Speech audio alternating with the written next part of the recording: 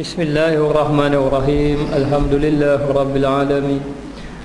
Wassalatu wassalamu ala ashrafil anbiya'i wal mursalin wa ala alihi wa sahbihi ajma'in. Subhanaka la ilma lana illa ma 'allamtana innaka antal alimul hakim. Rabbi shrah li sadri wa yassir li amri wa hlul 'uqdatam min lisani yafqahu qawli.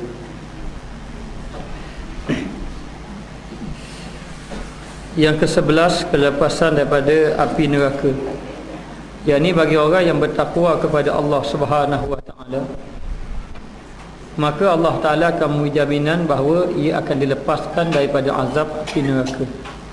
Jadi dengan sebab bertakwa kepada Allah menyebabkan Allah Taala redha kepada kita.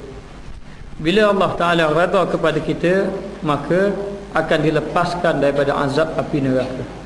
Tidak ada kejayaan yang besar adalah kejayaan yang terselamat daripada azab api neraka. Jadi bekalan dia adalah bekalan takwa. Wa tazawwadu fa inna khairaz zadi taqwa. Hendaklah kamu cari bekalan, dan sebaik-baik bekalan adalah bertakwa kepada Allah. Dengan arti kata, orang yang bertakwa ini dia akan melakukan apa yang Allah Taala perintahkan kepadanya. Takwa ini melahirkan hati yang gerun kepada Allah, melahirkan hati yang merasakan kebesaran Allah, melahirkan hati yang tunduk kepada tuntutan Allah Ta'ala. Jadi takwa yang menyebabkan seorang tadi menyedari bahawa dia adalah hamba Allah. Kalau orang yang tidak ada takwa, maka dia ini tidak merasa gerun kepada Allah. Maka orang yang bertakwa ini akan dilepaskan daripada azab api neraka. Dan bukti orang itu bertakwa, dia ini meninggalkan perkara yang dibenci oleh Allah, meninggalkan perkara yang dilarang, mentaati Allah, mentaati Rasul, mencintai baginda Rasulullah sallallahu alaihi wasallam, sehingga kan apa yang dibawa oleh Nabi dia laksanakan, apa yang dilarang oleh Nabi dia tinggalkan. Wa ma atakumur rasul fakhuzuhu wa ma nahakum anhu fantahu. Apa-apa yang didatangkan oleh Nabi dia ambil, dia amalkan, dan apa-apa yang dilarang oleh Nabi dia tinggalkan. Maka orang yang takwa adalah orang yang paling untung. Maka orang yang untung, dan dia orang yang paling mulia di sisi Allah. Jangan melihat kemuliaan kepada harta benda, jangan melihat kepada kemuliaan kepada pangkat dan sebagainya. Kemuliaan adalah ketakwaan kepada Allah Ta'ala. Maka kita memandang orang ini berjaya apabila mempunyai harta yang banyak, kedudukan yang baik, pengaruh yang ramai, kehidupan yang mewah, itu berjaya. Yang dikehendaki berjaya adalah mendapat ketakwaan di sisi Allah, dapat takwa kepada Allah, sehinggalah berjaya dia dunia dan akhirat. Inilah yang dimaksudkan Rabbana atina fid dunya hasanah. Kita minta kepada Allah Ta'ala kehidupan dunia itu baik. Baik kehidupan dunia adalah orang yang mencapai takwa kepada Allah. Selagi mana tidak takwa, dia tidak dapat kebaikan. Tetapi kalau dia itu kaya, dia ada harta banyak, takwa dia ada, itu lebih baik lagi. Lebih baik lagi. Maka orang yang bertakwa ini Allah Ta'ala selamatkan dia daripada azab api neraka. Dan Allah Ta'ala ini akan melepaskan apa yang dia takut, disebabkan dia takut kepada Allah. Takut dia kepada Allah, dia tinggalkan maksiat. Maka sabit dia tinggalkan maksiat, dengan rahmat Allah, Allah Ta'ala melepaskan dia daripada azab api neraka. Maka kita apabila dibangkitkan oleh Allah Ta'ala nanti, semua manusia berada dalam keadaan kesusahan, ketakutan, resah, gelisah dan sebagainya. Menyesal di atas kelalaian kita di atas muka dunia, tidak melakukan amal ibadat. Apabila kita melihat bahawa api neraka di hadapan mata, apabila Allah Ta'ala bangkitkan kita, barulah ketika itu Rabbana absarna wa sami'na. Ya Allah, ya Tuhan kami, hari ini telah kami lihat apa yang kamu janji atas muka dunia dulu, apa yang dijanjikan oleh Allah dalam Al-Quran, apa yang dibawa oleh Nabi SAW yang menyampaikan manusia untuk melakukan kebaikan, hari ini kita telah lihat. Rabbana absarna wa sami'na, kami telah mendengar, kami telah lihat. Farji'na na'mal amalan salihah. Farji'na na'mal salihah, kembalikan kami di atas muka dunia untuk kami nak beramal dengan amalan yang salih. Kerana apa? Kerana merasa takut kepada Allah. Jadi takut kepada Allah Ta'ala ni biar kita takut di atas muka dunia. Dekat akhirat baru takut, sedangkan orang kafir pun takut. Kafir atas muka dunia tidak takut, dia takut dekat negeri akhirat. Dekat negeri akhirat, malaikat apabila Allah Ta'ala memerintahkan supaya ditunjukkan api neraka, dinyalakan api neraka, yang mula-mula sujud kepada Allah takut malaikat. Sedangkan malaikat la ya'suna ma amarahum wa yaf'aluna ma yu'marun. Malaikat ini, mereka golongan malaikat golongan yang tidak pernah derhaka kepada Allah. Tidak pernah derhaka kepada Allah, dan juga menuruti apa yang Allah Ta'ala perintahkan. Apa yang Allah Ta'ala perintah ikut belaka malaikat. Dalam keadaan macam tu, malaikat merasa takut kepada Allah di negeri akhirat kelak. Semua rasa takut kepada Allah, tapi takut kepada Allah, merasa gerun kepada Allah dekat negeri akhirat, bagi orang yang lalai, bagi orang yang meninggalkan ibadat kepada Allah, takut itu tidak dapat menyelamatkan dia daripada azab api neraka. Sebab masa itu takut belaka. Kalau sabit hari itu, hari akhirat, orang takut masuk, dilepaskan daripada azab api neraka, orang kafir pun takut ketika itu. Lalulah kita hendaklah merasa takut kepada Allah, merasa gerun kepada Allah Ta'ala, dan melakukan ibadat kepada Allah Ta'ala dengan arti kata dalam keadaan ikhlas, dalam keadaan benar-benar takwa kepada Allah, maka selamat kita di negeri akhirat. Dengan rahmat Allah Subhanahu Wa Ta'ala, melakukan amal ibadat kepada Allah, buat amal ibadat kepada Allah, tunduk kepada Allah Ta'ala, biar kita ini menyedari bahawa kita hamba Allah. Sebab itu Nabi datang bawa 3 perkara. Yang perkara yang pertama, beritahu kita ni datang daripada mana, bagaimana penciptaan kita. Adakah kita jadi sendiri? Duduk-duduk saja kok jadi macam mana? Lalu diceritakan oleh Nabi, kamu ini diciptakan oleh Allah Ta'ala. Allah Ta'ala yang mencipta kamu, yang menjadikan kamu. Inna khalaqnakum min zakarin wa unsa. Aku jadikan kamu daripada lelaki dan perempuan. Waja'alnakum syu'uban wa qabaila lita'arafu. Aku jadikan kamu berkabilah-kabilah, berpuak-puak. Ada Melayu, ada Cina, ada India, ada Inggeris, ada orang putih dan sebagainya. Berbangsa-bangsa aku ciptakan belaka. Kita tidak pilih. Kalau diberi pilih, mungkin kita pilih. Kalau saya pilih nak jadi orang Arab contohnya. Maknanya, jadi tak ada pilihan, tidak ada. Allah Ta'ala ciptakan kita, baik laki baik perempuan, ciptakan kita. Jadi kita tidak ada pilihan. Tidak bermakna kita ini bila Allah Ta'ala cipta orang Melayu, kita bukan orang Arab, kita tidak mulia. Tidak. Kemuliaan tidak diletakkan kepada lelaki perempuan, kemuliaan tidak diletakkan kepada bangsa apa-apa, tapi kemuliaan diletakkan takwa kepada Allah. Takwa kepada Allah. Maka orang yang bertakwa kepada Allah Ta'ala ini, apabila dia melakukan amal ibadat kepada Allah, maka Allah Ta'ala kata, aku lepaskan kamu daripada azab api neraka. Takut azab api neraka ni amat pedih. Sebab tu disebut dalam Al-Quran, ku anfusakum wa ahlikum nara. Jaga diri kamu dan juga ahli keluarga kamu daripada azab api neraka.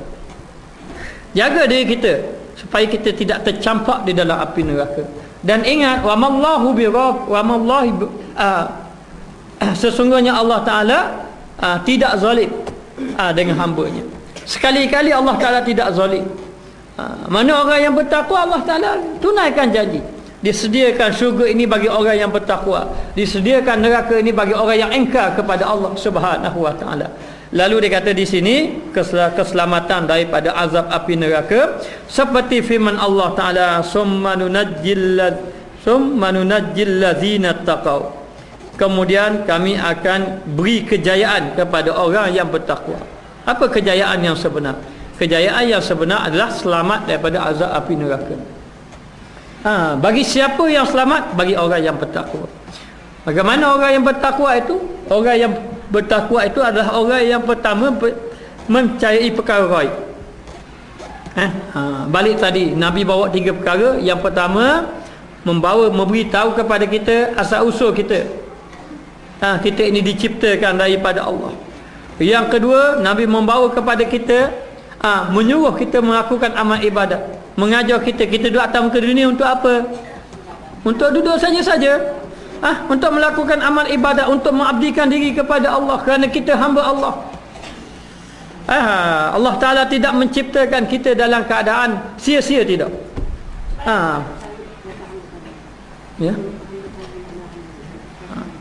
Dia sekarang ni yang pertama kita kena faham bahawa hamba Allah Ta'ala ini bila kita dilahirkan, kita kena sedar bahawa kita ini hamba Allah. Bila kita sedar kita ini hamba Allah, kita kena tahu tugas-tugas kita. Tugas kita adalah khalifah Allah. Khalifah Allah ni pengganti ataupun dengan arti kata kita duduk di atas muka dunia ini, hendaklah kita menyerahkan segala-galanya untuk Allah. Yang kita sebut wa mahyaya wa mamati, inna salati wa nusuki wa mahyaya wa mamati. Dan perjalanan kita melakukan amal ibadat ini, dia kata mesti mencapai makrifat kepada Allah. Kalau tidak kita semayang ibadat tapi tak tahu nak menghala mana ibadat kita. Seperti ibarat orang naik perahu duk kayu, tak tahu nak pergi mana, nak pergi Pulau Kapas tak juga. Pulau Perhentian tak juga, kayu semata-mata. Jadi ibadat kita mesti ada perubahan sampai kepada makrifat kepada Allah, sampai mencapai takwa kepada Allah. Ibadat kita kepada Allah. Jadi dalam keadaan yang kedua, Nabi bawa atas ke dunia untuk mencapai untuk melakukan amal ibadat kepada Allah. Dan yang ketiga, Nabi membawa kita adalah untuk memberitahu bahawa ke mana kita dikembalikan, kepada Allah. Jadi perkara ketiga ini kalau kita tidak fikir, siang malam bangun tidur, esok bangun pula tidur, kita tak tahu ke kita akan ke mana.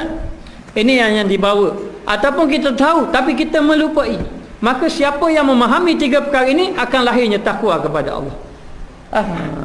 Kita nak rasa megah tidak, tapi kita datang daripada Allah. Sebab tu disebut kaifa takfuruna billahi wa kuntum amwata wa ahyaakum summa yumitukum summa yuhyikum summa ilaihi turja'un. Bagaimana mungkin manusia boleh engkar kepada aku? Bagaimana manusia boleh engkar kepada aku? Sedangkan aku menjadikan ia daripada dia itu tiada kepada ada. Kemudian daripada ada itu akan dikembalikan kepada Allah, dan dia akan dibangkitkan di hadapan Allah Subhanahu wa taala. Maka dalam keadaan macam tu dia kata di sini, bagi orang yang bertakwa aku selamatkan dia daripada azab api neraka. Maka jaga diri kamu, diri kita, ahli keluarga kita daripada azab api neraka. Kata guru saya Syekh Ibrahim mengatakan bahawa dalam ayat ini dia kata jaga diri kamu dan ahli keluarga kamu daripada azab api neraka. Maknanya kita kena jaga diri kita, keluarga kita supaya tidak tercampak dalam api neraka. Ini yang kita kena jaga. Jaga anak kita, beri ilmu anak kita supaya selamat azab api neraka. Kita nak suruh anak kita ada ilmu, tapi untuk dapat kebahagiaan dunia tambah, untuk mendapat keselamatan di negeri akhirat, bagi ilmu pada dia. Maka dia kata jaga diri kita, buat ibadat, dan menyeru kepada anak isteri kita melakukan amal ibadat kepada Allah. Maknanya kalau suami suruh isteri, suruh anak, isteri yang engkar kepada Allah, suami melarangnya. Anak yang tidak mengerjakan semayang, seorang ayah kena tegas dalam perkara ni. Tapi ulama tasawuf mengatakan bahawa ku ampusakum, jaga diri kamu, yakni kamu melakukan ibadat dalam keadaan kamu mencapai makrifat Allah, maka selamatlah ahli keluarga kamu.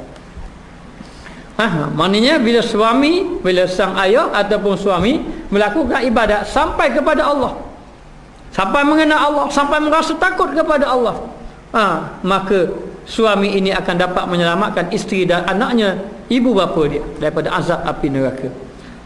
Maka tidak dapat tidak, kena menjadi orang yang bertakwa kepada Allah Ta'ala. Orang yang bertakwa ini adalah orang yang dia menyerahkan dirinya kepada Allah, mengabdikan diri kepada Allah, dan jiwanya jiwa akhirat, sentiasa mengingati akhirat dan sentiasa mengingati kematian. Wa sayujannabuhal asqa, dan kemudian kami sentosakan segala mereka yang takut. Ni terjemahan pada semua nunajjil ladzina taqau, kami selamat, sentosa itu selamat segala orang mereka yang takut, orang yang bertakwa. Takut pada siapa? Takut pada Allah. Siapa yang takut kepada Allah, maka selamat dia. Selamat dia. Dan lagi firman Allah Ta'ala lagi, dan kami jauhkan akan dia wasayujannabuhal asqa, kami jauhkan akan dia segala orang yang terlebih takut kepada orang yang bertakwa. Kami jauhkan dia. Jauhkan dia daripada apa? Jauhkan dia daripada azab api neraka. Azab api neraka. Apa bukti orang itu takut? Bukti orang itu takut kepada Allah, dia melakukan ibadat. Yang tidak melakukan ibadat, dia tidak takut kepada Allah. Tidak sembahyang, tanda tidak takut kepada Allah. Tidak menutup aurat, tanda tidak takut kepada Allah Ta'ala. Tidak mau belajar ilmu agama, tanda tidak takut kepada Allah. Maka orang yang takut kepada Allah, dia pasti akan mendekatkan diri dengan Allah. Maka orang yang dekat diri dengan Allah, Allah Ta'ala kata, aku jauhkan dia. Orang yang dekatkan diri dengan Allah, aku jauhkan dia. Jauhkan dia daripada azab api neraka. Selamat dia daripada azab api neraka, kerana dia merasa takut kepada Allah Ta'ala. Dan yang ke-12, kekal di dalam syurga. Orang yang duduk, orang yang bertakwa ini adalah orang yang boleh masuk dalam syurga. Kata guru saya, yang masuk dalam syurga ini adalah golongan yang pertama, Rasul-Rasul dan Nabi-Nabi. Ini ahli syurga. Jadi kita tak boleh jadi Rasul, tak boleh jadi Nabi. Orang jadi Rasul ni takak. Ingat. Jadi golongan yang masuk syurga, Rasul-Rasul, Nabi-Nabi, mereka ahli syurga. Tapi siapakah golongan yang takut pada Allah? Rasul-Rasul dan Nabi-Nabi. Golongan yang begitu takut kepada Allah. Nabi siang malam menangis takut kepada Allah. Dan mengatakan bahawa aku adalah orang yang paling takut kepada Allah. Bukan tujuan Nabi nak bangga, tidak. Tapi Nabi mengatakan aku adalah orang yang paling takut kepada Allah Ta'ala. Jadi nak beritahu golongan Nabi-Nabi, Rasul-Rasul, boleh tak jadi Nabi Rasul-Rasul? Tidak boleh. Mana tak layak dah kita masuk syurga. Golongan yang kedua, Siddiqin. Golongan yang menghidupkan segala sunnah Nabi, membenarkan Nabi. Pun tak layak juga kita masuk syurga. Golongan yang ketiga masuk syurga adalah golongan syuhada, orang yang mati syahid. Yang menghabiskan segala-galanya kepada Allah, jiwa raganya habis kepada Allah Ta'ala, mati syahid dia, boleh masuk syurga. Boleh ke tidak boleh kita mati syahid? Tak layak juga kita masuk syurga. Dan golongan yang keempat yang boleh masuk syurga adalah golongan solehin, orang-orang yang soleh. Maka kita kena mencampakkan diri kita, memasukkan golongan kita ini di kalangan golongan orang yang soleh. Golongan orang yang soleh ini adalah golongan orang yang bertakwa pada Allah, yang merasa takut kepada Allah. Dan golongan yang macam mana yang takut kepada Allah Ta'ala? Falyadhaku kasirat, falyadhaku qalilan walyabku kasirat. Siapa golongan ini? Golongan ini adalah golongan yang ketawanya sedikit, menangisnya banyak. Jadi kita nak tahu kita ni takwa tidak takwa, kita tengok dua ni. Yang Nabi sebut falyadhaku dengan walyabku. Falyadhaku ni ketawa, walyabku menangis. Di antara sifat golongan yang bertakwa kepada Allah, mereka itu ketawa sedikit, menangis banyak. Kita tahu banyak, menangis sedikit. Menangis pun bukan menangis kerana Allah. Tayar kereta bocor, nangis. Maknanya hilang pitih raya, menangis. Maknanya lembu sekor apa lari hilang, menangis. Yang disebutkan menangis kerana Allah. Menangis kepada Allah. Saya baca satu riwayat mengenai di negeri akhirat. Nabi berusaha untuk menyelamatkan umat dia, habis usaha. Dan sehingga kan Nabi berusaha nak memadamkan api neraka kalau boleh. Sayangnya Nabi kepada kita berusaha bersungguh-sungguh. Nabi ni dengan doa dia, dengan usaha dia, tidak akan duduk dia sampai kepada diselesaikan sekali masuk syurga neraka barulah. Kat negeri akhirat tu Nabi bantu lagi. Salin selamatkanlah umat aku. Nak beri syafaat kepada umat ni Nabi. Betapa kasihnya kepada umat dia. Sedangkan ketika Nabi nak wafat, malaikat Jibril beritahu dah kedudukan Nabi ini dalam syurga. Mana tak payah susah dah Nabi ni akan duduk dalam syurga, tak payah susah dah. Tapi Nabi masih lagi tidak gembira walaupun dia dah dapat kedudukan dia. Sehinggalah Nabi nak tahu bagaimana keadaan umat. Keadaan umat dia. Jadi Nabi sentiasalah berusaha. Sehingga kan nak usaha sampai nak padam api neraka. Lalu dalam keadaan macam tu, api neraka nak menyambar umat Nabi Muhammad. Nabi Muhammad berdoa, akhir sekali diberi satu air. Maka pada air itu diberi satu air, suruh simbah air tadi kepada api, maka terpadam api tadi. Bila terpadam api, Nabi tanya, air apa ni? Lalu malaikat mengatakan itu adalah air mata orang yang menangis kerana takut pada Allah di semasa hidup akan ke dunia. Menangis kerana takut kepada Allah Ta'ala. Maka tidak dapat tidak orang yang bertakwa ini, tanda dia bertakwa, dia memang banyak menangis pada Allah. Menangis pada Allah. Kita tidak menangis. Kita nak suka majlis ilmu pun kita nak suka, beribadat pun nak suka. Nak rengang-rengang kita je. Maknanya tidak menangis kepada Allah. Jadi orang yang bertakwa ni dia betul-betul rasa takut pada Allah, menangis pada Allah, nak buat maksiat pun takut, lalai pada ibadat pun rasa rugi. Maknanya jadi dia kata orang yang bertakwa ini aku selamatkan dia daripada azab api neraka. Di antara sebab dia kerana dia banyak menangis. Sayyidina Umar ni dia kuat menangis, banyak menangis, sehingga kan satu hari orang nak berjumpa dia lewat malam dah nak jumpa dia. Tanya khalifah, boleh jumpa khalifah. Orang tanya, nak cari Saidina Umar, orang tanya, di mana istana Umar Al-Khattab khalifah? Rakyat dia kata, kalau Saidina Umar, kalau kamu tanya istana, maknanya dah memang tak kenal lah tu. Saidina Umar mana ada istana? Jadi kalau nak jumpa dia lewat malam dah ni, duduk di masjid, jumpa pagi besok. Duduk di masjid. Lalu rombongan ini duduk di masjid, bermalam di masjid.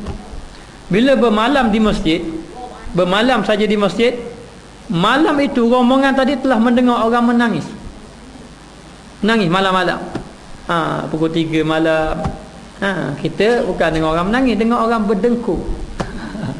3 malam berdengkur. Dengar orang menangis.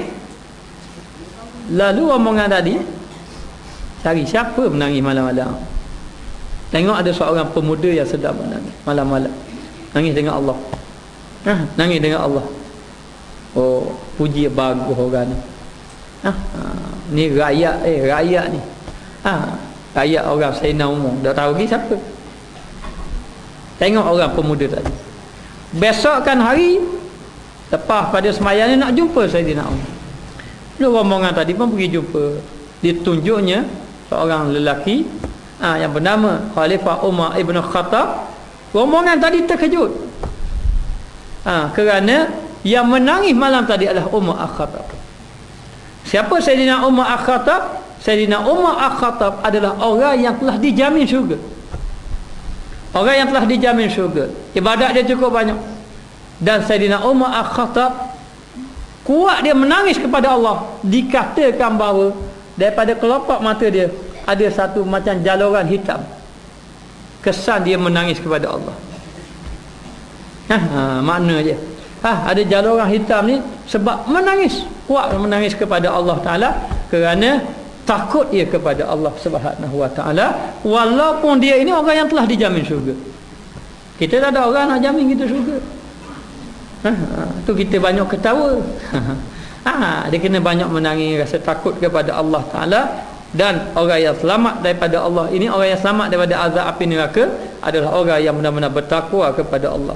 Maka orang yang bertakwa ini dia selamat daripada azab api neraka, maka dia akan duduk dalam syurga. Dan dia duduk dalam syurga dalam keadaan kekal. Dan firman Allah Ta'ala, uiddat lil muttaqin, segala syurga itu disediakan bagi orang yang bertakwa kepada Allah. Jadi orang yang bertakwa ini, syurga ini disediakan untuk mereka. Jadi nak masuk syurga mesti kena takwa pada Allah, mesti kena takut kepada Allah, mesti kena tunduk kepada Allah, mesti kena menyerahkan diri kepada Allah, mesti mengikut segala perintah Allah dan juga meninggal larangan Allah Ta'ala dan menerima ketetapan Allah Subhanahu Wa Ta'ala. Maka syurga ini disediakan bagi orang yang bertakwa kepada Allah. Jadi kehidupan kita kena mencari takwa pada Allah. Bermakna kalau kita belajar ilmu, pastikan ilmu itu menyebabkan kita takut pada Allah. Kerana ilmu yang tidak menyebabkan kita takut kepada Allah, ilmu itu tidak ada manfaat. Dan manusia yang melakukan amal ibadat dalam keadaan tidak ada takwa kepada Allah, tidak ada manfaat pada ibadat dia. Sebab itu disebut dalam hadis betapa ramai orang yang sembahyang tetapi dia hanya dapat letih saja. Letih dan lenguh saja. Betapa ramai orang yang berpuasa hanya dapat lapar dan dahaga saja. Betapa ramai orang yang berjaga malam hanya dapat menahan mengantuk semata-mata, tak ada apa-apa dia dapat. Sebab apa? Sebab tidak melahirkan takwa. Mesti kena melahirkan takwa. Kerana takwa lah yang menyelamatkan. Menyelamatkan kita. Walaupun orang itu kurang ibadat, dia tak banyak ibadat, tapi takwa dia cukup. Dia cukup takwa pada Allah. Maka inilah orang yang manfaat, orang yang mendapat manfaat. Kerana dia ini ada rasa takut kepada Allah. Bertakwa kepada Allah Subhanahu wa taala. Maka dia kata di sini, maka inilah sekalian kebajikan dan bahagia di dalam dua negeri. Dua negeri itu dunia dan akhirat. Maka orang yang takwa ini bahagia dunia akhirat. Tidak ada masalah. Allah Taala akan selamatkan dia. Yang selalu kita sebut baca, wa may yattaqillah yaj'al lahu makhraja. Pagi tadi lepas kuliah subuh, tak kuliah lah. Jemaah ajak, dia anak buah ajak pergi makan. Masuk satu kedai, duduk, saya pun tengok ayat 1000 dinar. Saya kata patut kedai ni maju. 1000 dinar. 1000 dinar. Mendapat ayat 1000 dinar. Wa may yattaqillah yaj'al lahu makhraja. Ni yang kita biasa baca. Maknanya siapa yang bertakwa, aku beri jalan keluar.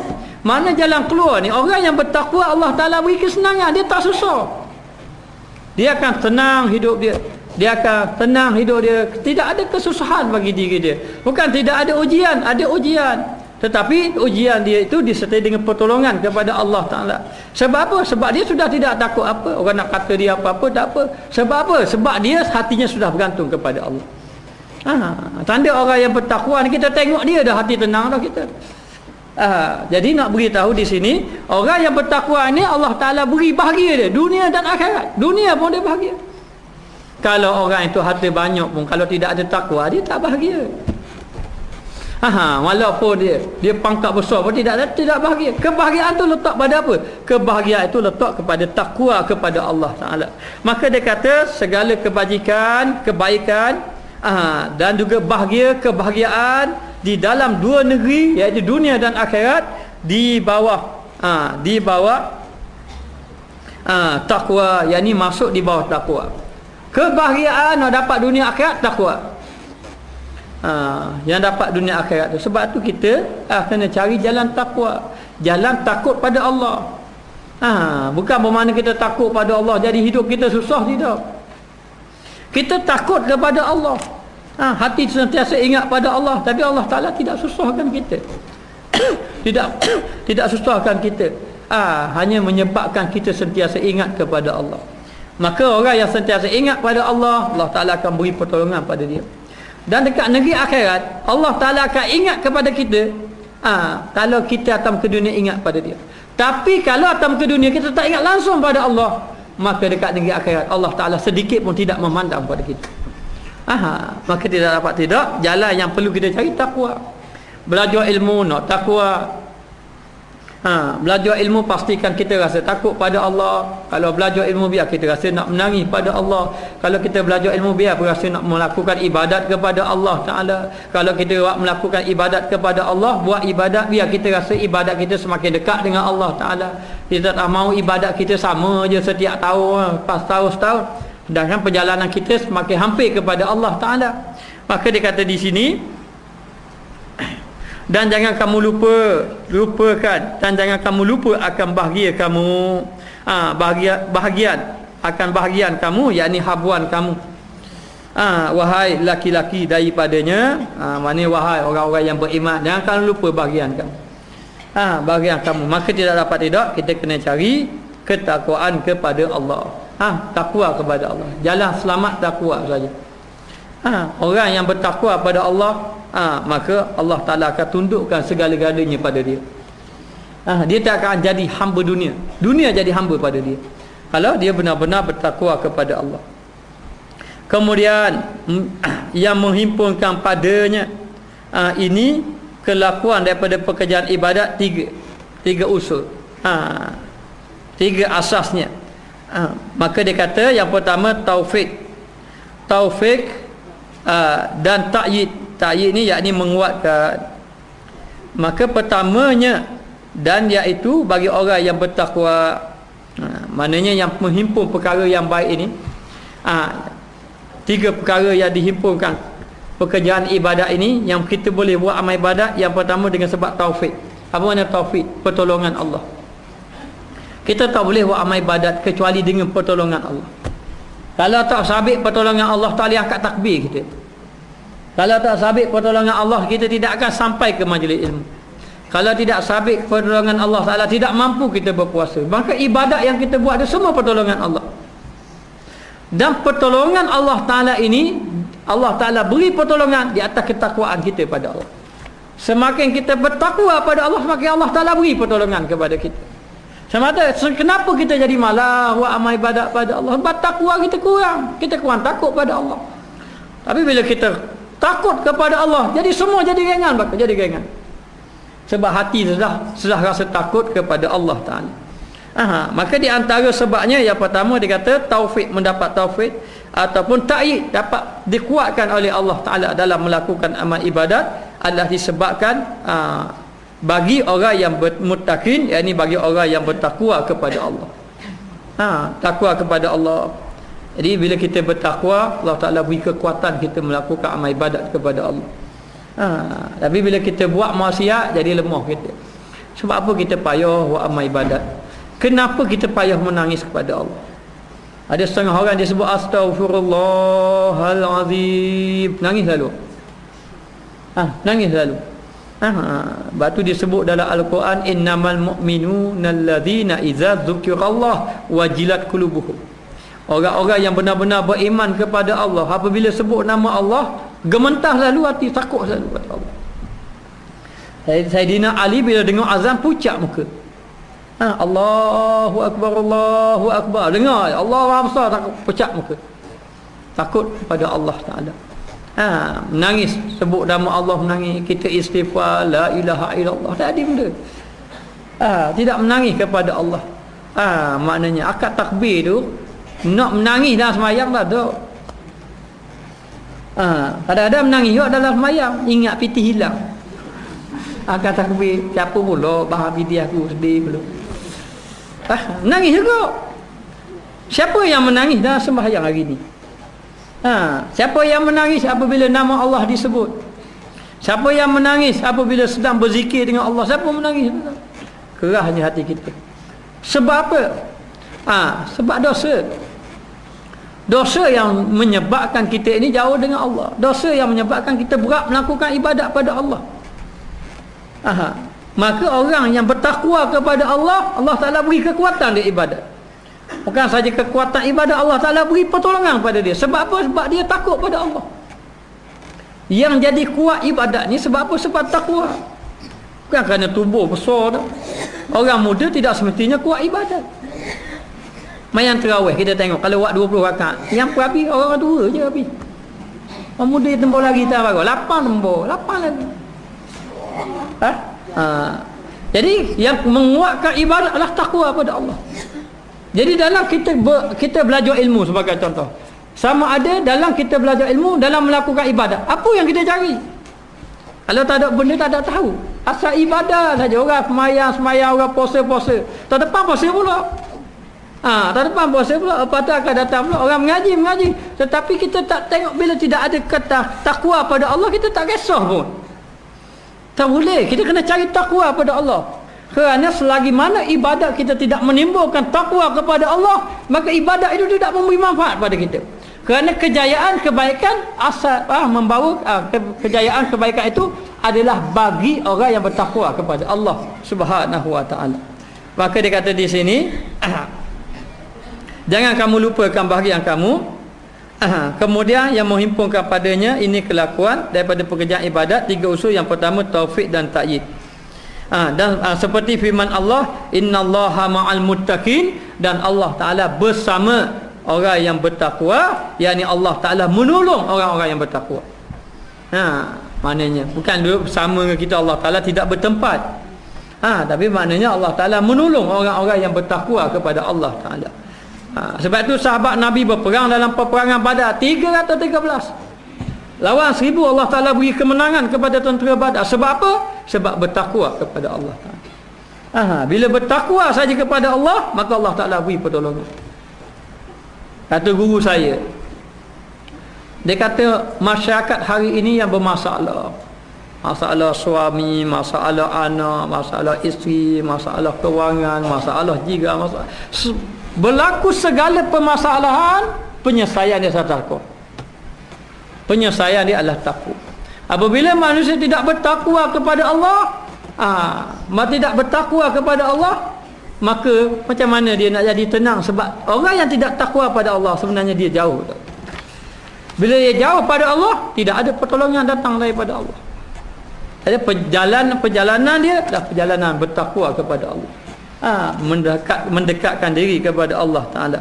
Maka dia kata, dan yang kedua, membaikkan amal. Dengan sebab takwa ni ibadat kita semakin baik. Kadang-kadang kita terfikir juga, sama je ibadat aku tahun ni, tahun lepas, tahun dulu sama je. Pertambahan ibadat rasa tidak ada. Menangis pada Allah, dah berapa tahun dah ibadat, tak menangis lagi, tidak menangis lagi kepada Allah Ta'ala. Sebab apa? Sebab kurangnya takwa. Maka bila kita meningkat ketakwaan kita, ibadat kita semakin baik, ibadat kita semakin baik, semakin baik. Dan menyempurnakan taksir. Taksir ni mana kecuaian ataupun kesalahan. Takwa ini dapat menyempurnakan ataupun mengelokkan kecuaian kita, kesalahan kita, ataupun dapat memperbaiki kesalahan kita. Seperti firman Allah Ta'ala, yuslih lakum a'malakum, membaikkan bagi kamu akan amal kamu. Jadi menyempurnakan taksir itu dapat mengelokkan kesalahan kita, ataupun dapat memperbaiki kelemahan kita, kesalahan kita. Tapi takwa kita dapat baiki amal ibadat kita kepada Allah. Dia macam mana nak dapat jalan takwa, ini persoalannya. Dia jalan takwa ini mesti kena banyak berzikir. Dapat jalan takwa ni mesti kena banyak berzikir. Sebab tu jalan ilmu kita kena faham jalan ilmu. Baik. Saya nak cakap mengenai jalan ilmu dulu. Yang pertama kita kena tahu tugas kita ibadat kepada Allah. Dan ibadat kita tak beri manfaat pada Allah. Bukan sabit kita buat amal ibadat jadi Allah Ta'ala kuasa dia bertambah, tidak. Dan kita kena faham Allah Ta'ala tidak berhajat kepada makhluk sedikit, tetapi makhluklah berhajat kepada Allah. Maka kita perlu melakukan ibadat kepada Allah. Bila kita melakukan amal ibadat kepada Allah, kita kena tahu ibadat kita naklah sampai ke tahap mana. Jangan kita dok fikir ibadat asal aku buat sudah dah. Ibadat kita mesti bergerak daripada syariat, jalan kepada tarekah, kepada hakikat, kepada makrifat kepada Allah, sampai kepada Allah. Ulama tasawuf membagikan perjalanan 4: syariat, tarekat, hakikat, makrifat, sampai kepada Allah. Perjalanan ibadat kita biar sampai membawa kepada kita takut kepada Allah. Kita belajar, semakin kita belajar semakin takut, semakin belajar semakin takut. Maka untuk nak dapat takut kepada Allah, mesti kena jalan ilmu untuk sampai pada Allah. Macam mana kita nak sampai kepada di Kuala Lumpur, kita tak tahu jalan. Mesti kena tahu jalan. Tahu jalan itu dipanggil ilmu. Maka kita pun kena belajar. Bila kita kena belajar mesti kena disebut dalam Al-Quran, innama yakhshallah min ibadihil ulama. Sesungguhnya hamba aku yang takut kepada aku, di kalangan hamba aku adalah ulama. Ulama tasawuf kata al-ulama di situ ulama tasawuf. Kata ulama tasawuf lah. Ulama yang sebenarnya ulama yang takut pada Allah. Jadi ulama-ulama yang takut kepada Allah Ta'ala, bila kita duduk bersama dengan dia, dia akan memimpin hati kita jadi takut kepada Allah. Jadi kita kena belajar ilmu sampai kita rasa takut kepada Allah. Maka nak dapat ilmu yang takut kepada Allah, mesti kena belajar orang yang takut pada Allah. Bila belajar kepada orang yang takut pada Allah, supaya hati kita pun rasa takut kepada Allah Subhanahu wa ta'ala. Jadi dalam nak mencari jalan takut kepada Allah, ilmu sekadar ilmu tidak cukup. Kalau kita khatam kitab ini pun ilmu je, Minhajul Abidin 3 kali khatam, kitab Hikam 2 kali khatam, kitab Fiqh macam-macam khatam. Tetapi kalau kita belajar ilmu, kita khatam kitab ke, kita banyak sembahyang sunat ke, kita khatam mengaji tiap-tiap tahun pun, benda itu nak tahu manfaat tidak manfaat apabila hasilnya takwa. Kalau kita tanam pokok, siapa dua ekar tanam pokok. Anak pokok kita tanam seekor esek. Satu pokok pun tak menumbuhkan buah. Ada manfaat tak? Tak ada manfaat. Alhamdulillah Ustaz, bulan Ramadan baru ni 3 kali khatam. Alhamdulillah Ustaz, mayang sunat banyak sungguh. Terawih dah tinggal kali lagi 20 rakaat tu dah tinggal. Kalau ada 30 rakaat, buat 30. Maknanya alhamdulillah. Baik, itu dari segi apa? Dari segi amalan, dari segi apa yang kita buat. Ibarat kalau kita tanam pokok. Masalahnya pokok itu menghasilkan buah ataupun tidak. Apakah buah daripada buah itu takwa? Ibadat kita ni kalau kita buat, nak tahu benda itu hasil dia hasil, melahirkan takwa pada Allah. Apakah ibadat yang kita buat ini, apakah perkara yang mungkar kita dapat tinggalkan? Boleh tinggal TV, alhamdulillah. Maknanya boleh kuat baca Quran, alhamdulillah. Boleh menangis pada Allah, alhamdulillah. Jadi nak dapat jalan takwa ni jalan mestinya ilmu amal. Ilmu ni kita kena ambil daripada orang yang takut pada Allah. Lepas tu saya dah beritahu dah. Ulama ni ada 4 golongan. Satu ulama istilah, hanya khabar saja. Yang kedua ulama kaedah. Istilah ni hanya beritahu je. Kalau ibarat buah dia khabar. Ingat ini buah dokong, ni buah duku, jangan tukar. Dia khabar je tukar antara buah dokong dan buah duku. Ni buah cempedak, ni buah naka. Tapi dia pun tak makan buah, hanya khabar je. Jangan tukar. Ni dokong ni buah duku. Maknanya dia hanya beritahu saja. Kita pun dapatkan, buah dokong, buah duku, dapat ilmu dokong, ilmu duku. Ni buah dokong, buah duku, ilmu. Itu dia panggil apa? Itu dia panggil istilah saja. Ini kalau kita duduk kat dia panggil ilmu, kita dapat tahu kejap. Berapa tanya, sedap tak buah dokong? Mana aku tahu. Tapi aku kenal buah dokong, buah duku kenal. Ini dia panggil guru apa? Dia panggil guru istilah. Yang kedua guru kaedah. Guru kaedah ni dia boleh khabar. Ni buah durian, buah naka, buah cempedak. Buah durian yang kekah dengan mulut. Cara nak makan dia, kena cari orang dia, kena cari paksi dia khabar cara makan. Buah rambutan kekah dengan mulut, tapi jangan telang gitu butir besar tu, makan isi je, butir buang. Dia khabar. Dia beritahu je. Dia panggil apa? Kaedah. Maka kedua-dua ulama ini, dua-dua golongan guru ini dia panggil tukang cerita je. Dan kamu tidak akan mendapat ketakwaan dengan belajar dua golongan ini. Sebab apa? Sebab kita kena tahu, kita dalam melakukan amal ibadat kita nak hasil dia. Buat mendapat tanam saja, saya tambah buah tanam saja. Beli tanah 2 ekar tanam saja. Minta-minta buah tak tumbuh. Ada gitu. Saya tanam buah 5 ni, pokok 5, tapi kalau boleh buah tak tumbuh. Tak apa, asal tanam saja. Tanam saja. Buah tumbuh tak tumbuh ikut pandat. Pakai tanam saja. Mula bajir dah letak, siram pun dah siram. Ulat-ulat pun tidak basmi. Maknanya lah saja. Ada orang kerja gitu, tambah tak ada, mesti nak hasil. Kenapa kamu tanam pokok buah 5? Kenapa? Jawapan dia kerana nak 5. Nak 5, lepas tu tanam pokok 5. Jadi kalau sekadar tanam saja tak dapat hasil dia. Maka Dua golongan ini dipanggil istilah kaedah. Yang satu lagi dia panggil ulama ahwal. Ulama ahwal. Ahwal ni keadaan dia. Kalau dia cakap buah mengenai sabar, dia memang sabar. Kalau dia cakap bab zuhud, memang dia zuhud. Kalau dia kata menapa ni, jangan terpedaya dengan dunia, dia pun memang tidak terpedaya dengan dunia. Maka golongan ini boleh menghasilkan takwa kepada Allah. Golongan ini dia dipanggil ulama ahwal. Ibaratnya dia beri khabar, ni buah dokong, cara makan dia, dan dia boleh beri orang makan, boleh rasa sikit, boleh rasa dia. Itu dia panggil ulama ahwal. Satu lagi dia panggil ulama sir. Ulama sir ini ulama yang mengetahui rahsia hati. Dia boleh tahu Kalau ahwal ni beri makan je, tak kira orang tu nyakit apa-apa, makan saja. Tapi kalau ulama sihir, mudah boleh makan buah ni, mudah boleh makan benda ni.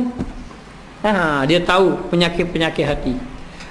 Maka orang yang dapat dengan ulama ahwal ni, kadang-kadang dia dapat ilmu, dia dapat amal, tapi kadang-kadang gelincir dengan ilmu dia pun tak boleh nak buang lagi penyakit dalam hati.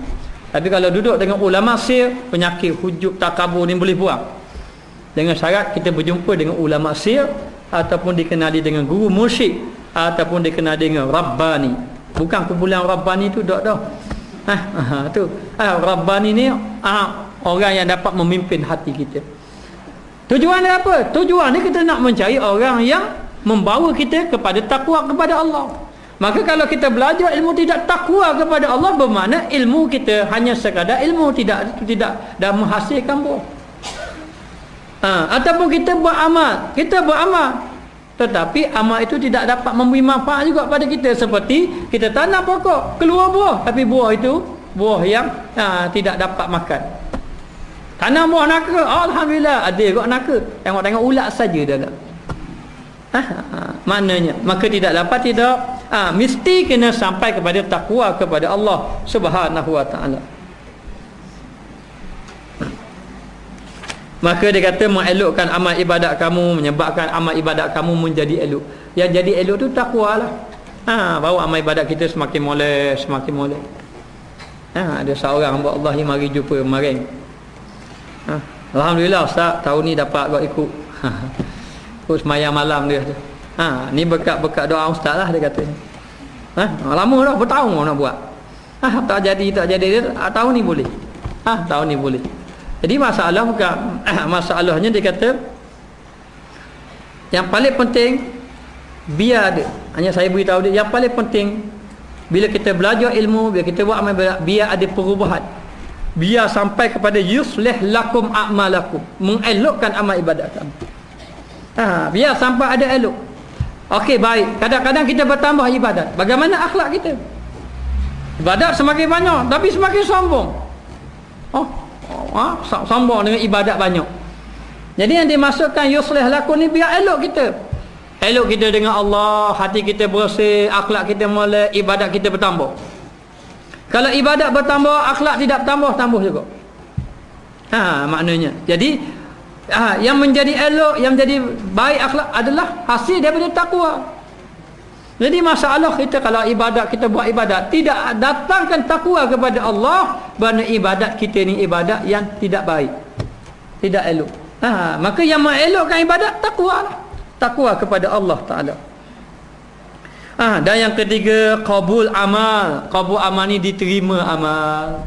Jadi ingat, amalan yang diterima adalah bertakwa kepada Allah. Sehingga kan orang-orang salafus salih itu menangis. Sufyanus Tsauri ni, dia ni tak ada dah orang yang kuat ibadat. Semayang malam ibadat, tapi masa nak mati menangis lagi. Bukan menangis kerana tinggal anak bini dah. Menangis kerana rasa takut kepada Allah. Ibadat banyak, walaupun ibadat banyak, rasa takut kepada Allah. Semakin kuat makin takut, makin kuat makin takut. Dan orang yang semakin takut ni semakin dekat dengan Allah, makin dekat dengan Allah. Dan kesan kita ni, kalau kita betul-betul takut kepada Allah, takwa kepada Allah, yang pertama Allah Ta'ala terima ibadat kita. Yang kedua, Allah Ta'ala akan memberi berita gembira kepada kita. Bila berita gembira? Apabila kita nak mati. Dengan syarat kita benar-benar bertakwa kepada Allah. Dan ibadat yang diterima adalah orang yang bertakwa kepada Allah. Jadi kita kena tengok, kalau ibadat kita menyebabkan kita rasa takut kepada Allah, ibadat kita menyebabkan kita boleh tinggal maksiat, itu tanda bahawa ibadat kita diterima oleh Allah. Tapi kalau ibadat kita tidak rasa menangis pada Allah, tidak rasa takut kepada Allah, tidak ada perubahan pada Allah, tidak ada perubahan pada akhlak, tidak ada perubahan pada ibadat, bermakna tidak lagi diterima amal ibadat. Maka ibadat yang diterima adalah ibadat yang menghasilkan takwa kepada Allah Subhanahu wa taala. Maka dia kata, iaitu bagi orang yang bertakwa, muttaqin, seperti firman Allah Ta'ala, innama yataqabbalullahu minal muttaqin. Sesungguhnya yang diterima Allah Ta'ala itu daripada orang yang muttaqin, adalah orang yang bertakwa kepada Allah. Yang diterima itu diterima amalan tadi, ataupun diterima hamba tadi. Orang yang diradai oleh Allah adalah orang yang bertakwa kepada Allah. Ni orang yang bertakwa, amal ibadat dia diterima oleh Allah Subhanahu Wa Taala. Itu sahabat-sahabat Nabi mereka cukup jaga untuk menghasilkan takwa.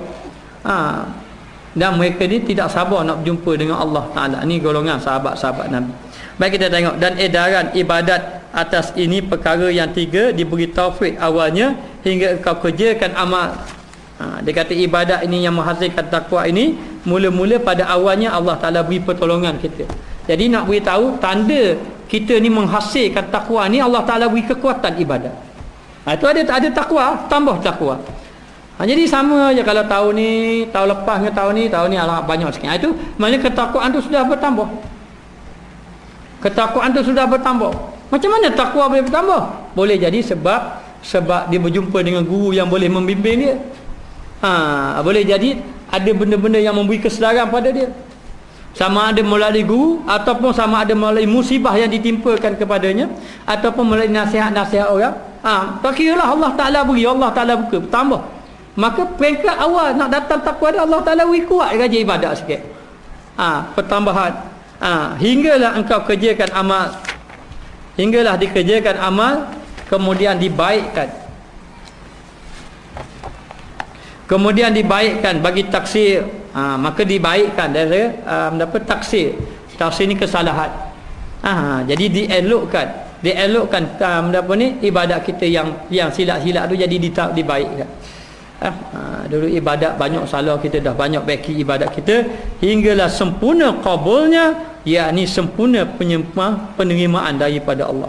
Maka apabila sempurna akan 3 itu, iaitu yang tadarruk ni yang merendah diri, padanya segala orang yang abidun orang yang beribadat kepada Allah Ta'ala dan memohon mereka itu dan berkata mereka itu di dalam doanya. Jadi sehinggalah ibadat itu menyebabkan mereka itu tunduk pada Allah. Jadi kita kalau ibadat tidak merasa tunduk kepada Allah, maka ibadat kita itu tidak lagi baik. Ataupun keburukan, kesalahan kita tak mengelokkan, tak boleh nak tinggal lagi maksiat kita. Mana tidak menghasilkan takwa. Tapi kalau kita belajar sehingga kan boleh mengelokkan kesalahan kita. Maknanya perkara-perkara yang tak molek tu kita boleh tinggal. Dahulunya semayang lewat jadi awal. Dulu ni malas mengaji Quran jadi rajin. Dulu ni cakap mendapat tak serutur, benda-benda yang tidak manfaat, suka cakap beragama, dia jadi ada perubahan di situ. Bermakna dah membawa kepada takwa lah. Iman dia ada takwa lah. Maknanya dan sehingga kan dia merasa tunduk kepada Allah. Padanya segala orang yang abidun. Orang abidun ni orang yang abid, yang melakukan ibadat.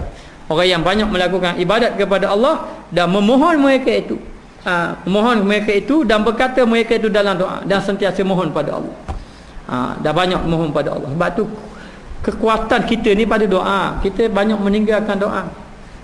Kita ada masalah anak, banyaklah doa pada anak. Doa siang malam. Kalau dia anak kau banyak kita doa. Kalau dia tak ikut kata kita, kau banyak kita berdoa pada dia. Maka doa inilah memberi kekuatan pada orang-orang yang beriman kepada Allah. Maka disebut, ini kita boleh hafal lah doa. Rabbana waffiqna li ta'atika. Rabbana waffiqna li ta'atika wa tammim lana taksirana wa taqabbal minna bi rahmatika ya arhamar rahimin. Ya akramal akramin. Tu saya tambah ya. Maka dia kata Rabbana waffiqna li ta'atika wa tammim lana taksirana wa taqabbal minna bi rahmatika ya arhamar rahimin. Tuhan kami, beri taufik bagi kami mengerjakan taat akan Dikau. Ya Tuhan kami, berilah pertolongan kepada kami supaya kami ini boleh melakukan ketaatan kepada Engkau. Kita nak buat amal ibadat ni kena minta pertolongan banyak pada Allah. Siapa yang nak bangun sembahyang malam kena banyak doa pada Allah. Ya Allah tolonglah. Kita minta tolong ke? Minta tolong ngejar loceng. Nak bangun sembahyang malam tak jalan loceng, minta tolong ngejar loceng. Doa tak tayang. Hanya tak kata wahai jang loceng tolonglah aku. Tak kata gitu. Dia doa pada Allah Taala banyak-banyak. Minta. Maka dia kata di sini Beri taufik bagi kami mengerjakan taat akan Dikau ya Allah. Berilah kekuatan, berilah pertolongan kepada kami untuk melakukan taat kepada Engkau, dan sempurnakan bagi kami akan taksir kami akan kesalahan kami. Dan terima ya. Wa atmim lana. Kalau dalam kitab ni tidak ada alif. Kalau ada alif, wa atmim lana. Dan boleh tambah alif, wa atmim lana. Dia kena rujuk dalam kitab Surajul Talibin, kitab Arab. Wa atmim lana taksirana. Maka dia kata di sini, dan terima daripada kami akan rahmatmu. Jadi maksud dia kata sempurnakan bagi kami akan kesalahan kami. Bukan sempurna kesalahan ni bermakna kalau kita buat salah tak apa sempurna, biar kesalahan kita sempurna, tidak. Maknanya elokkanlah ataupun perbaikilah kesalahan kami dalam melakukan ibadat. Kadang-kadang ibadat kita yang tersalah jadi kebaik. Dan terimalah daripada kami, yakni daripada ibadat kami. Terimalah ibadat kami dengan rahmatmu, dengan rahmat Allah, kasihan belas Allah. Jadi ya Arhamar Rahimin, wahai Allah Ta'ala yang Maha Mengasihi, dan telah memuliakan akan dia akan orang yang bertakwa, akan dia akan Allah. Telah memuliakan akan dia bagi orang yang bertakwa, bagi orang yang bertakwa. Allah Ta'ala memuliakan orang-orang yang bertakwa kepada Allah. Ia ataupun tiada ia meminta ia ataupun tiada, sama ada dia minta tak minta, Allah muliakan dia. Orang mulia. Lepas tu Yazid Bustami ni yang saya cerita dulu kan, dia ini tambah kemuliaan, lari daripada kemuliaan. Sehingga kan dia menghilangkan diri, beruzlah. Lama dah puas duduk dalam rumah, duduk beruzlah, berzikir, tak jumpa masyarakat, dia rasa dia tak kasar dah, orang tak muliakan dia dah. Sebab dia tidak mau kemuliaan di sisi makhluk, dia nak kemuliaan di sisi Allah. Lalu dia keluar lah. Bila keluar tu kebetulan orang nak menyambut sultan, nak menyambut raja, penuh orang, dia pun pergi. Bila pergi orang pun tengok, bukan Yazid tu, bukan Abu Yazid tu. Oh ya, habis orang pergi kat dia. Siapa orang tinggal sultan? Siapa tinggal sultan? Lalu orang pun tanya, macam mana jadi macam ni? Dia kata, inilah sultan yang sebenar. Sultan yang sebenar adalah orang yang bertakwa kepada Allah. Maknanya dia sama ada dia nak mulia tak mulia, Allah Ta'ala akan muliakan dia. Sama ada dia minta. Jadi kalau kita dah cari kemuliaan, kita cari ketakwaan, Allah Ta'ala beri kemuliaan, sama ada suka tidak suka. Ada seorang yang bernama Abdullah Al-Imari, tak silap dia nama dia Abdullah Al-Imari. Beliau ini adalah seorang ulama dan seorang ahli ibadat yang kuat ibadat pada Allah. Dan dia adalah orang yang begitu takut kepada Allah, banyak menangis pada Allah, melakukan amal ibadat kepada Allah. Jadi ada satu orang khalifah, nama khalifah dia Harunur Rasyid. Khalifah Harunur Rasyid. Dan dia orang yang berani menegur kebatilan. Dia tegur. Orang buat salah dia tegur. Satu hari sampai kepada peringkat khalifah nak mengerjakan haji. Dia pun pergi kerja haji. Tiba-tiba khalifah tadi halang orang. Tak boleh pergi sain, duduk jangan ramai-ramai gitu. Maknanya tak boleh pergi sain, duduk ramai-ramai. Jadi pengawal tahan. Supaya apa? Supaya Harunur Rasyid boleh bersaing dalam keadaan muda. Sebab dia khalifah, jadi pergi Safa ke Marwah ni, pergi balik tak ada apa-apa, dia tahan habis orang ramai. Jadi tunggu dia habis baru tu. Lalulah datanglah Abdullah Al-Imari, datang tengok orang kena halang tak boleh buat kerja sain, dia pun pergi. Pergi duduk depan dia yang masuk pengawal duduk jaga. Dia pun tunggu. Masa tu dia duduk dekat bukit Safa, Marwah, Safa. Harunur Rasyid ada dekat Marwah ni. Jadi dia pun daripada Marwah pergi ke Safa, sampai dekat dia kata, "Hei Harun." Kawan tu khalifah Harunur Rasyid. Mana khalifah? Tak panggil nama-nama gitu. Kalau panggil mana biasa orang panggil pangkat duli yang amat mulia. Paduka mendapa hati nak hati. Panjang sangat. Maknanya dia punya pangkat dia, biasa orang sebut dengan pangkat-pangkat. Ya Amirul Mukminin. Mana sebut macam dia panggil, "Hei Harunur Rasyid" nama dia. Terkejut dia. Harun Rashid tengok Abdullah Al-Imari. Dia kata, naik kamu di atas bukit Safa, naik. Dia arah. Naik, khalifah naik, jadi takutan khalifah. Naik atas bukit. Lihat kamu ke Kaabah, kata dia. Dia mau tengok kat Kaabah, tengok Kaabah. Aku nak tanya pada kamu. Dah, kamu melihat ke Kaabah, kamu nampak tak orang ramai nak kerja haji? Nampak tak? Nampak dia. Nampak. Kemudian dia tanya lagi, kalau mu tengok orang ramai tu, ramai mana orang yang mu tengok? Dia kata, aku tak boleh nak kira ramai sangat. Ramai sangat. Dia kata, hei Harun, aku nak beritahu pada kamu. Kalau kamu mengambil hak kamu, dalam hak kamu mengambil hak seorang, hak rakyat, kamu akan disoalkan di hadapan Allah.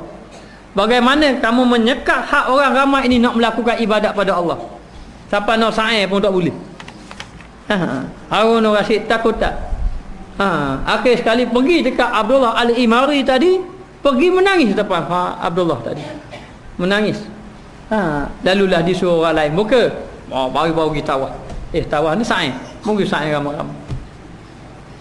Tak cukup dengan tu, dia pergi pula istana, beri nasihat. Aku nak nasihat kepada kamu, kamu kena takut kepada Allah Ta'ala. Dia beri nasihat. Dan jangan kamu memandang rendah kepada rakyat. Walaupun kedudukan kamu ini khalifah, belum tentu lagi kamu mulia di sisi Allah. Nangis pula khalifah, takut kepada Abdullah Al-Imari. Orang bertanya, hei Abdullah, kenapa kamu buat macam ni? Kamu ni menghina khalifah. Khalifah. Dia katanya Abdullah Al-Imari, tidak ada orang yang mulia, baik khalifah baik orang dalam melakukan haji, tidak ada beza. Yang ada beza adalah orang yang bertakwa kepada Allah Ta'ala. Takwa pada Allah Ta'ala. Orang pun naik pelik.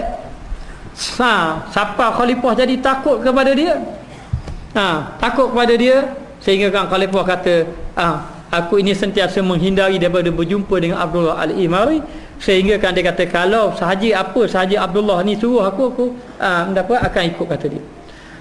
Sehingga kan Harun Rashid ni, dia malu, dia takut, dia upah orang, dia atau utusan suruh atau harta pada dia.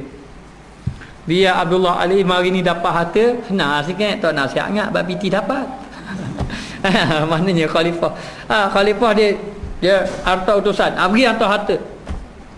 Abdullah Al-Imari sedikit pun tidak mengambil harta tadi. Sedikit pun, sebab dia tahu dah kalau dia ambil lagi, mana khalifah ni mungkin tambah ikut kata dia. Dalam keadaan macam, orang pun tanya, macam mana kamu jadi khalifah, jadi takut, kamu jadi mulia macam apa? Lepas pada tu, rakyat lebih mengikut Abdullah Al-Imari daripada Harun Rashid. Mulia sungguh dia. Macam mana boleh jadi kemuliaan dia? Jawapan dia ada pada takwa kepada Allah. Takwa aja. Bila takwa kepada Allah, maka Allah Ta'ala beri kemuliaan. Sama ada dia nak mulia, dia tambah mulia, Allah Ta'ala beri kemuliaan. Kita nak mulia, Allah Ta'ala tak beri sebab tidak bertakwa pada Allah. Maka dia kata akan diberi kemuliaan sama ada dia bertakwa, dia minta ataupun tiada meminta. Maka lazimkan oleh kamu menjadi orang yang bertakwa. Hendaklah kamu mencari takwa kepada Allah, ibadat biar mencari takwa, ibadat biar sampai kepada takwa kepada Allah Ta'ala. Maka jika kamu berkehendak akan ibadat bagi Allah, jika kamu nak betul-betul ibadat pada Allah, biar ibadat bawa pada takwa. Jangan ibadat sekadar-kadar ibadat saja. Sampai Ramadan puasa, sampai bulan Syawal puasa, sampai semayang, tapi tidak menghasilkan takwa. Tidak menghasilkan takwa, tapi tidak mencari takwa. Kena cari takwa. Maka dia kata mesti kamu bertakwa kalau kamu benar-benar ingin melakukan ibadat kepada Allah. Tetapi jika kamu berkehendak akan bahagia dunia dan akhirat, usahakan akan dia seboleh-bolehnya. Kalau kamu nak bahagia dunia akhirat, maka ke dunia akhirat itu bahagianya ada pada takwa. Ada pada takwa. Maka orang yang bahagia siapa? Orang yang bahagia orang yang takwa. Tidak semestinya orang yang duduk atas istana yang besar itu dia bahagia. Mana bosnya istana dia ni mesti orang yang bahagia dah. Boleh jadi dia duduk bawah di hospital bahagia. Mananya? Siapa orang yang bahagia? Orang yang bertakwa. Boleh jadi dia miskin saja tapi dia takwa, dia bahagia. Kerana bahagia letak di hati. hati yang duduk dengan Allah Ta'ala itu, hati yang bertakwa, itulah orang yang bahagia. Jadi benda apa yang kita nak cari? Kita nak cari ketakwaan supaya dapat bahagia. Hanya kalau orang itu kaya, dia itu takwa, dia lebih bahagia. Orang miskin yang bertakwa dengan orang kaya yang bertakwa, orang kaya yang bertakwa itu lebih bahagia. Jadi kena cari takwa. Baik orang miskin kena cari takwa, baik orang kaya kena cari takwa. Tu saya duk fikir-fikir masa nak kaya baru ni, ramai pakai miskin tu. Habis duk fikir-fikir dah jadi gini. Saya sempatlah beri tazkirah beberapa orang. Saya kata saya tidak rasa puas hati kalau saya dapat membantu sekadar berah biji. Ini kalau saya bantu banyak ana, harta saya sebanyak bukit besar pun beri, kamu tidak akan bahagia, berebut pula sama sendiri. Jadi balah pula. Apa yang bahagia ni takwa lah. Kepada ibadat kepada Allah Ta'ala. Cukuplah. Biar kita minta pada Allah. Kalau kita miskin dunia, biar kita ini kaya dekat akhirat. Kaya dekat akhirat. Pergi belajar. Beritahu orang-orang kaya mari belajar. Takkan kita miskin tak mau belajar? Dia banyak PT boleh. Jawab gitu dulu. Tak masalah. Apa yang mereka cari? Mereka cari kebahagiaan. Hati yang bahagia, hati yang tenang, hati yang dekat dengan Allah, tu yang kita cari. Kalau nak cari kesenangan dunia, dia dah cakap kaya dah, tak payah pergi belajar dah apa. Dah senang dah. Tapi nak cari apa? Kesenangan di negeri akhirat. Kesenangan hati, ketenangan, ketakwaan ini kena cari. Maka wajib kita cari takwa untuk selamat. Kecuali orang yang tak mau selamat, itu terpulang lah. Tapi yang paling penting kita cari takwa kepada Allah Subhanahu Wa Taala. Maka dia kata di sini bahagia dia dunia dan akhirat akan dia seboleh-bolehnya. Kamu kena cari seboleh-bolehnya. Telah sebenarlah orang yang berkata, yakni telah benarlah orang yang berkata sekira-kira kata yang terlebih benar perkataan. Kata-kata yang benar. Barang siapa takut akan Allah, maka demikianlah yang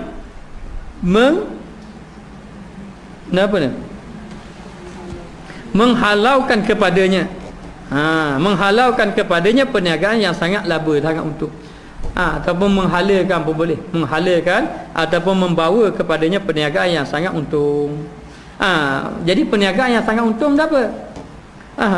Orang yang takwa lah untung. Maknanya orang yang bertakwa ni orang yang paling untung. Inilah perniagaan kita. Mesti kita mencari takwa. Dan kata yang lain pula, barang siapa yang mengenal Allah, maka tiada mengkayakan akan dia pengenal bagi Allah, maka demikianlah orang yang celaka. Siapa yang kenal Allah tapi dia kenal Allah dari segi mulut saja. Maksudnya siapa yang kata kenal Allah tapi hati dia tidak mengenal Allah, hati dia betul-betul tidak mengenal Allah, maka demikianlah orang yang celaka. Orang yang beribadat pada Allah tapi tidak dapat takwa, celaka dia. Maknanya apa? Binasa dia. Binasa. Maka apa yang diperbuat oleh hamba kepada ketinggian kaya, maknanya kekayaan dia tak ada apa-apa faedah kalau dia tidak mendapat ketakwaan dia kepada Allah. Orang yang selamat adalah orang yang bertakwa kepada Allah. Orang yang tinggi di sisi Allah, orang yang bertakwa. Jadi kita kena cari jalan takwa. Biar rasa takut pada Allah, biar banyak menangis kepada Allah, biar sentiasa ingat kepada Allah. Maka pastikan ibadat kita semakin hari semakin berubah. Kita kena muhasabah. Saya dah belajar ilmu dah setahun dah, kenapa tak menangis lagi dengan Allah? Kenapalah kita ni masih lagi jauh dengan Allah? Kenapa semangat ibadat tu kurang? Semangat air raya tu lebih. Maknanya semangat ibadat kurang. Itu tambah. Maknanya kenapa kena kita muhasabah, dan kita kena cari jalan. Kita mencari jalan supaya kita mendapat takwa kepada Allah Subhanahu Wa Taala. Dan bermula ketinggian itu wallahu alam. Kita sambung akan datang. Bismillahirrahmanirrahim. Rabbana zalamna anfusana wa illam taghfir lana wa tarhamna lanakunanna minal khasirin. Allahumma ij'alna minal muttaqin. Allahumma ij'alna minal muttaqin. Allahumma ij'alna minal muttaqin. Allahumma ij'alna min ibadikas salihin. Allahumma habbib ilaina al-iman wa zayyinhu fi qulubina wa karrih ilaina al-kufra wal fusuqa wal isyan waj'alna minal rasyidin. Ya Allah, ya Tuhan kami, berilah ketakwaan kepada kami, ya Allah. Jadikanlah kami orang yang banyak menangis kepadamu, ya Allah. Jadikanlah kami orang yang dapat meninggalkan maksiat kami, ya Allah. Ya Allah, ya Tuhan kami, sesungguhnya hati kami hati yang lalai kepadamu, ya Allah. Tetapkan hati kami di atas agamamu, tetapkan hati kami supaya kasih kepadamu, tetapkan hati kami supaya ingin melakukan amal ibadat kepadamu. Ya Allah, ya Tuhan kami, ampunkanlah segala kecuaian kami, ya Allah. Ya Allah, ya Tuhan kami berusaha untuk meninggalkan maksiat, ya Allah, tapi tidak berdaya kecuali hanya dengan pertolonganmu, ya Allah. Ya Allah, ya Tuhan kami, berilah kami dapat mencapai makrifat kepadamu, ya Allah. Bukalah pintu hati kami, ya Allah, supaya kami sentiasa kasih kepadamu, cinta kepadamu, ya Allah. Ya Allah, ya Tuhan kami, jadikanlah kami golongan yang melakukan kebaikan, golongan yang mengajak melakukan kebaikan, golongan yang meninggalkan maksiat, golongan yang mengajak manusia meninggalkan maksiat. Ya Allah, ya Tuhan kami, peliharalah kami, ya Allah. Didikkanlah hati kami, ya Allah. Jagalah kami, ya Allah. Jangan kau biarkan kami melakukan maksiat kepadamu, ya Allah. Ya Allah, ya Tuhan kami, selamatkanlah kami, ya Allah. Selamatkanlah kami ketika kami mati, ya Allah. Ketika kami dibangkitkan di pada mahsyar nanti, selamatkanlah kami ketika titian siratal mustaqim. Masukkanlah kami dalam syurga-Mu, ya Allah, bersama dengan orang-orang yang bertakwa. Ya Allah, ya Tuhan kami, jadikanlah kami orang yang bertakwa kepadamu, ya Allah, sebelum daripada kami mati. Ya Allah, ya Tuhan kami, jadikanlah kami orang yang mati di atas kalimah la ilaha illallah. Ya Allah, ya Tuhan kami, selamatkanlah kami, ya Allah. Selamatkanlah ahli keluarga kami, ya Allah. Selamatkanlah ibu bapa kami, ya Allah. Selamatkanlah adik-beradik kami, ya Allah. Selamatkanlah jiran tetangga kami, ya Allah. Selamatkanlah penduduk kampung kami, ya Allah. Selamatkanlah masyarakat kami, ya Allah. Jadikanlah kami semua orang yang bertakwa kepadamu. Rabbana atina fid dunya hasanah wa fil akhirati hasanah wa qina azabannar. Wa sallallahu ala sayidina Muhammad wa ala alihi wa sahbihi wa sallam. Alhamdulillah rabbil alamin.